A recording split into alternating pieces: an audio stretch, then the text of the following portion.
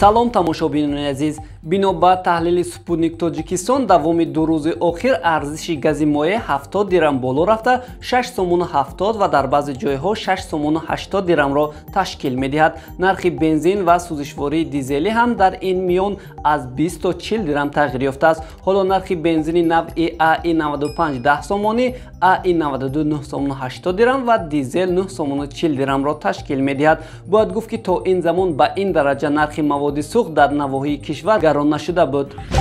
чандин нафар дар назди бинои ҳукумати шаҳри Панҷакен ҷамъ омада шикоят карданд ки онҳо тариқи Узбекистон барои сафар ба Русия билет хариданд, аммо аз рӯзи 3 август гузаргоҳи Сараз Ҷартеппа баста шуда намегузоранд то мардум сафар кунанду билеташон насӯзад.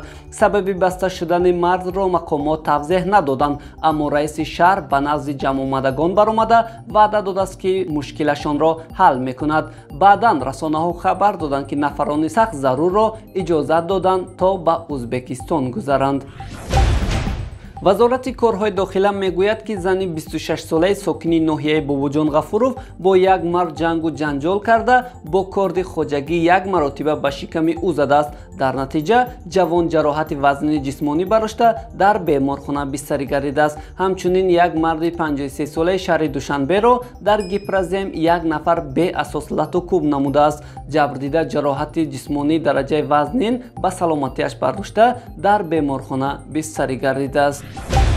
дирӯз дар деҳоти Амондараи Панҷакен сел омада 3 ҳавлии сокинон, 29 замини назди ҳавлигии шаҳрвандон, 10 гектар заминҳои кишоварзӣ ва 10 километр роҳи автомобилгарди деҳаро аз лой пур кардааст. дар пайи ин сел як сокини 60-солаи деҳа зери лой монда ҷасади беҷони ӯро субҳи имрӯз пайдо карданд.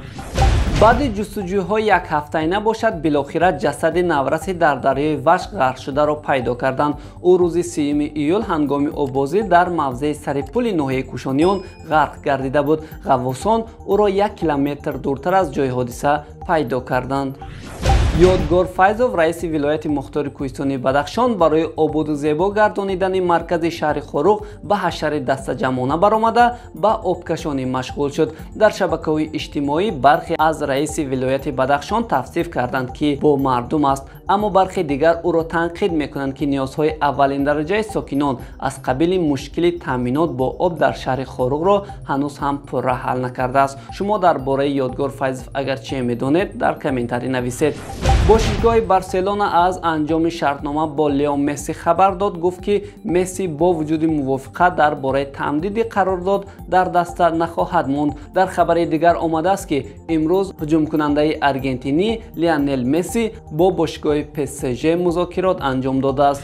чахболи хадамоти марзбонии Тоҷикистон ки барои наҷоти сайёҳони рус парвоз карда буд, дар кӯҳҳои Тоҷикистон суқут кард. дар пайи ин ҳодисаи нохуш халабон кушта шуда 4 нафари дигар захмӣ гардиданд. гуфта мешавад ки чархбол барои наҷоти 7 сайёҳ ки аз Москав ба Тоҷикистон омада буданд парвоз кардааст. ин буд чанд хабари муҳими имрӯз. барои огоҳии бештар ба канали мо обуна шавед.